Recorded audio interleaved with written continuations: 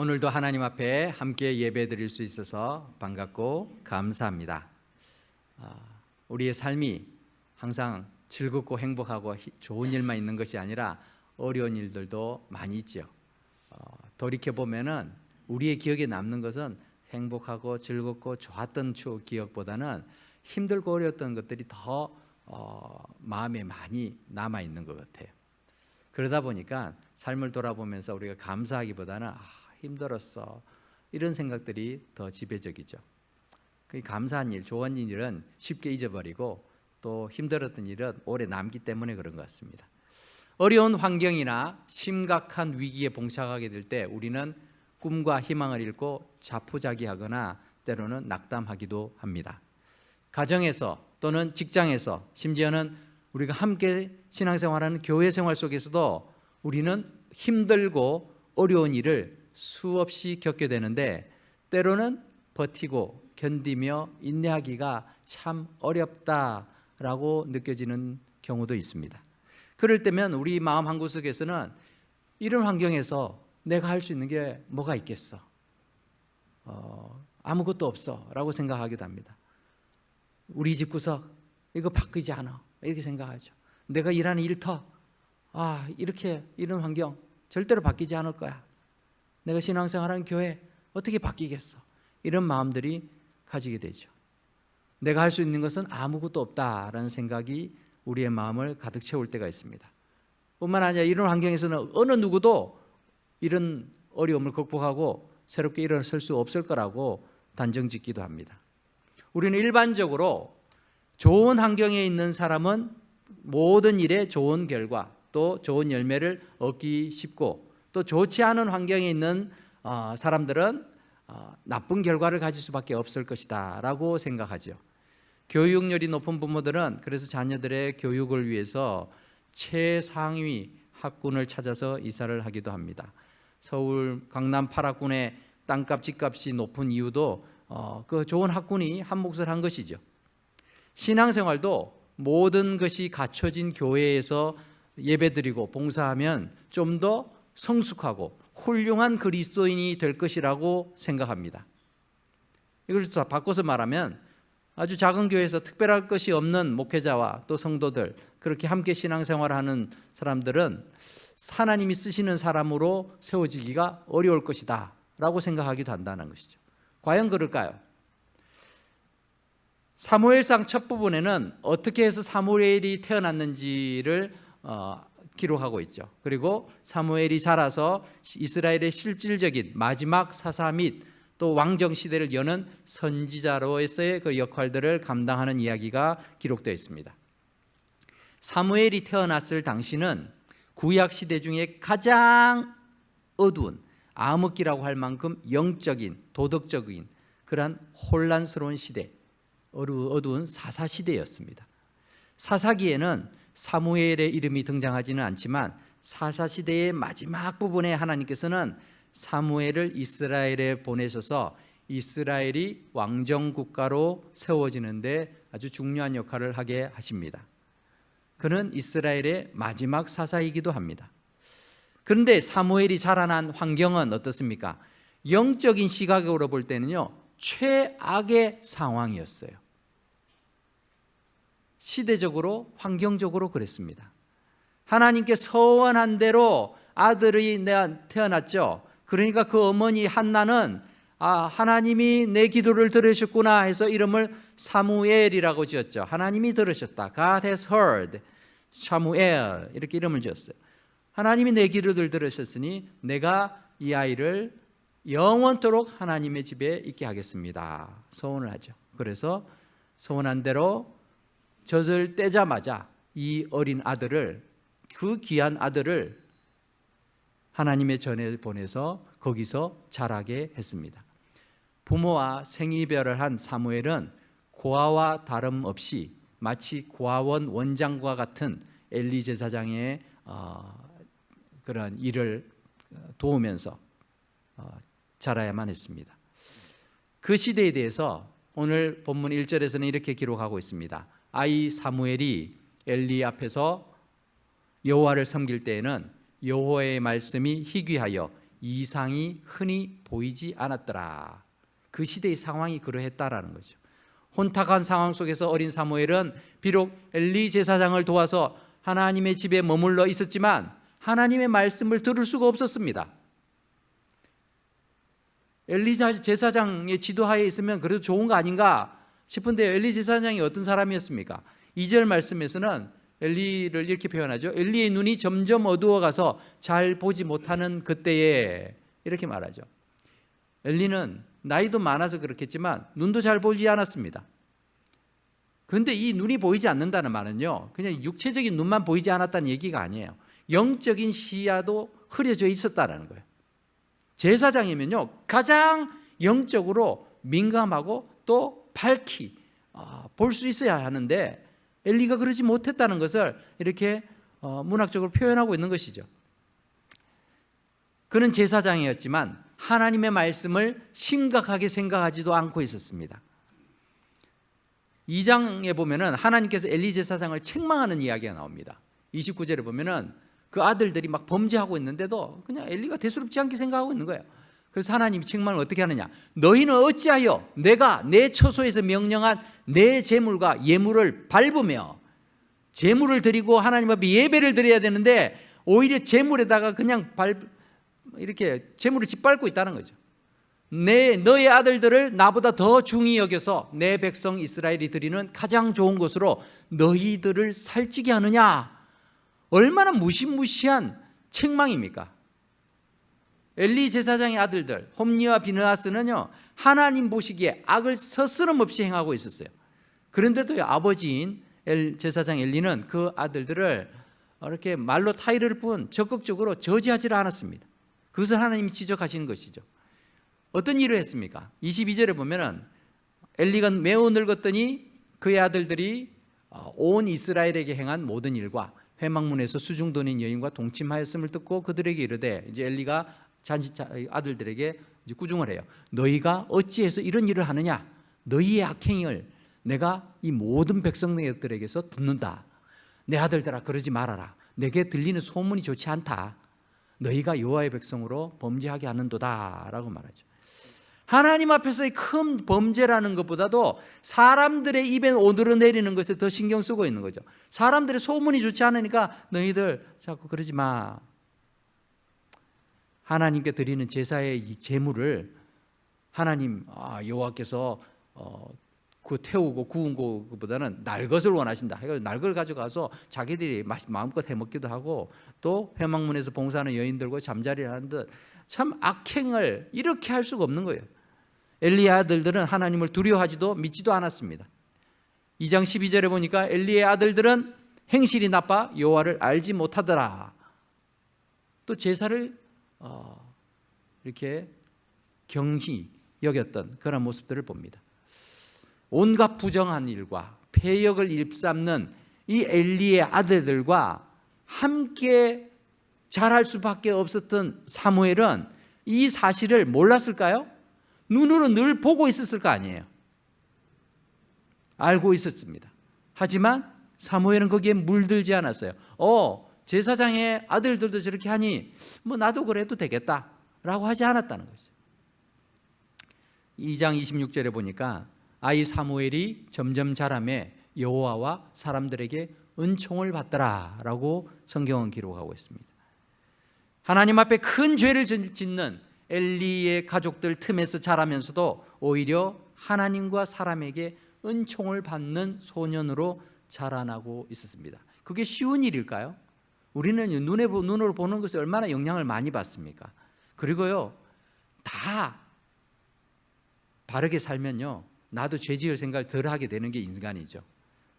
그런데 남들이 다 그냥 쓰레기 막 버리면요, 자기도 그냥 대수롭지 않게 버리게 되죠. 죄책감 없이 버립니다. 남들 다 버리니까. 남들이 잘못하고 남들이 죄를 지으면 내가 죄를 짓는 것에 대해서도 묻어내실 수밖에 없는 것이 사람이죠. 하지만 사무엘이 그러지 않았다는 것이죠. 어린 사무엘은 하나님 앞에서 큰 죄를 짓는 그런 엘리의 가족들을 본받지 않았습니다.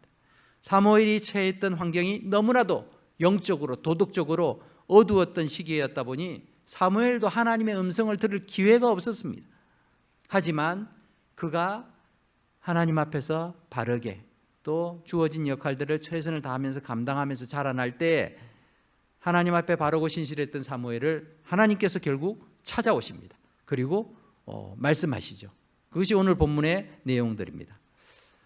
오늘 본문에서 읽은 것처럼 사무엘은 처음 하나님이 부를 음성을 들었기 때문에 그것이 하나님의 음성인 것도 몰랐어요. 그래서 어떻게 했습니까? 누가 부르니까 당연히 엘리 제사장이 부르는 줄 알고 막 달려가죠. 밤중에도 그렇게 달려갔습니다. 달려가서 제사장님 부르셨습니까? 자다가 깨고가지고 엘리가 나 안 불러서 너 꿈꿨나 보다. 가라. 근데 또 자고 있는데 또 소리가 들리는 거예요. 사무엘아 사무엘아 이 소리가 들리니까 또 일어나서 갑니다. 엘리 제사장이 나 안 불렀어. 가서 돌아가라. 또 가서 잡니다. 세 번째 소리가 들립니다. 이쯤 되면 가면은 또 안 불렀다고 할 텐데 라는 생각이 들지 않겠어요? 그냥 뭐 무시하고 자지 뭐 이런 생각이 들 수도 있는데요. 또 일어납니다. 여기서 이제 사무엘의 그런 성품을 볼 수가 있죠. 몇 번이든 그래도 가서 가는 거죠.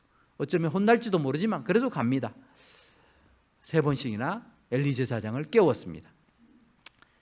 제사장 엘리가 유일하게 잘한 것이 있다면요, 이 사무엘이 세 번이나 와서 자기 잠자리를 깨웠을 때 막 화를 내고 신경질 내면서 너 뭐 잠이나 제대로 잘 것이 왜 잠자는 사람 깨워 그러고 혼내고 막 쫓아낼 수도 있는데 그러지 않았다는 거예요. 가만히 생각해 보니까 이 사무엘이 그럴 아이가 아니거든요. 장난치는 것도 아니고 헛소리를 들었을 것도 아니라는 걸 자기가 알기 때문에 여기에 뭐가 있구나. 하나님이 부르시는 거예요. 엘리가 영안이 다 이렇게 닫혀 있고 이제는 하나님의 뜻을 직접 들을 수도 없는 그런 상태가 되어 있었지만 그래도 제사장이다 보니 하나님이 말씀하시는가 보다 뒤늦게라도 깨달은 거예요. 그래서 사무엘에게 다시 너를 부르는 소리가 들리거든 주님 여호와여 말씀하옵소서 주의 종이 듣겠나이다 이렇게 말해라 이렇게 대답을 하고 알려주죠. 그래서 사무엘은 그렇게 했고 결국 하나님의 음성을 듣게 됩니다. 하나님과의 깊은 교제를 통해서 하나님의 뜻과 계획을 알게 되고 나중에는 그 말씀을 대언하는 선지자로 세워지게 됩니다. 믿음의 공동체에도 다양한 사람들이 존재합니다. 우리가 신앙생활 하면서 뭐 교회도 있고 또 뭐 성경 공부 모임도 있고 여러 가지 또 모임 속에서도 또 신앙으로 뭉쳐진 그런 모임들이 많이 있죠. 그런데 그 모임들 가운데서 어떤 사람은요 공동체를 세우는데 힘쓰는 사람이 있는가 하면은 어떤 사람은 자기 생각, 자기 주장만을 고집하면서 공동체를 힘들게 하는 사람들도 있습니다. 심지어는 악한 의도를 가지고 공동체를 무너뜨리려는 그런 사탄의 세력도 교회 안에 또 믿음의 공동체들 안에 침투하기도 합니다. 이처럼 공동체를 자꾸 허물러뜨리려고 하는 사람들의 악한 영향력에 흔들리게 되면 그 공동체에 있는 사람들이 건강한 믿음으로 바로 서기가 참 어렵습니다.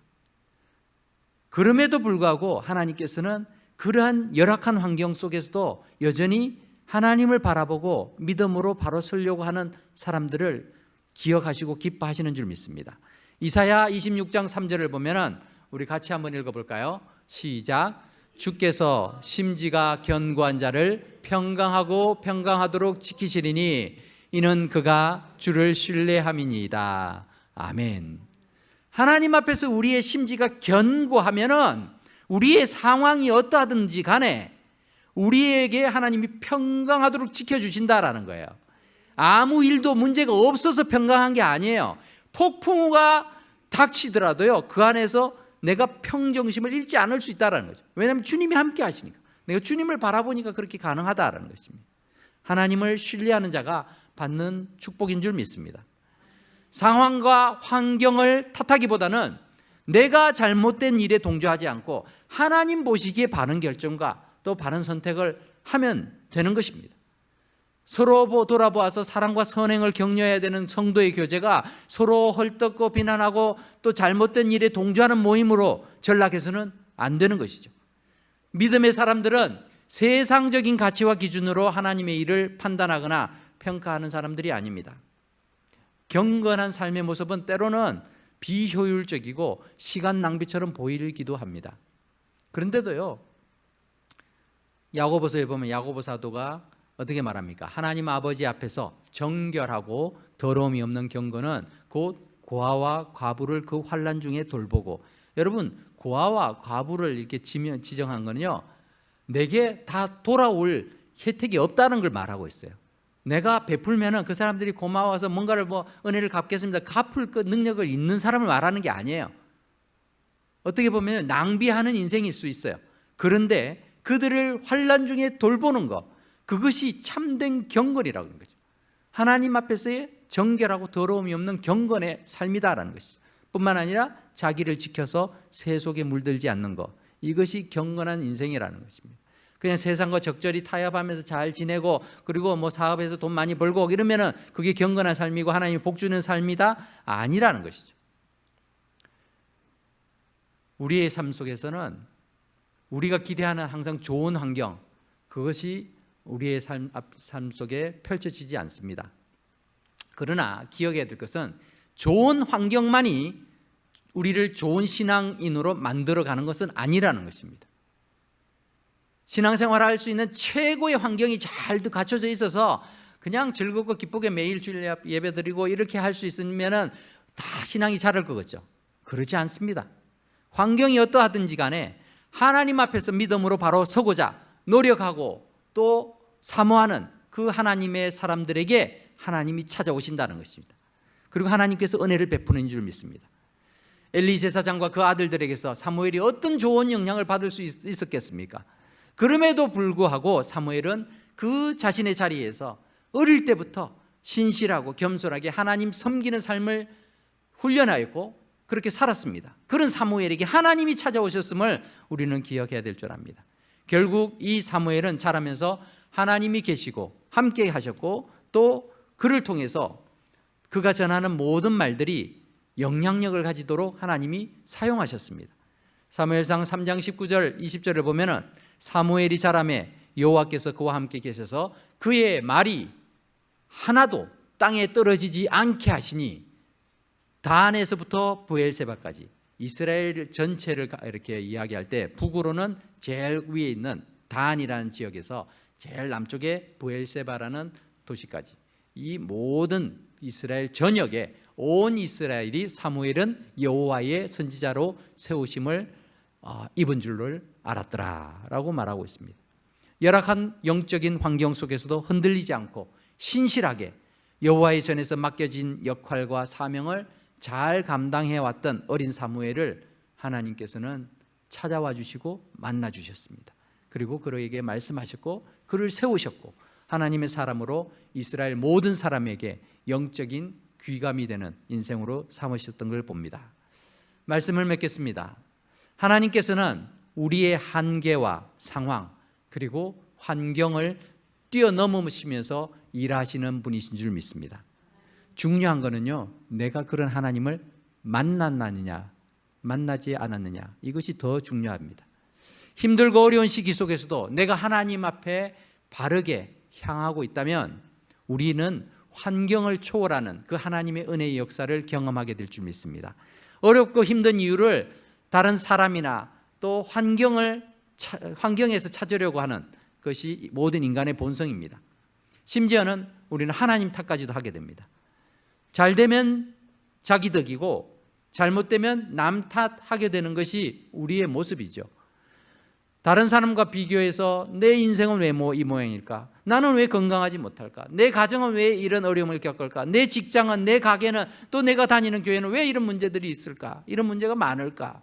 이런 식으로 환경을 탓하고 불평하고 원망하고 좌절하기보다는 내가 있는 이 자리에도 여전히 하나님께서 함께 계신다, 내 가정에도 하나님이 여전히 함께 하시고 붙들고 계신다라는 것을 바라보고, 내가 일하는 일터가 정말 불신자들이 가득하고 정말 하나님이 안 계시는 것 같은 그런 환경 속에서도 여전히 하나님이 나와 함께 하신다는 것을 우리가 기억하고, 또 우리에서 교회 속에도 하나님이 나와 함께 하신다, 우리와 함께 하신다는 것을 인정하면서 주님을 바라보게 될 때에 환경, 열악한 환경, 정말 최악의 상황과 같은 그런 환경까지도 초월해서 역사하시는 하나님의 손길과 은혜를 경험하게 될 줄 믿습니다.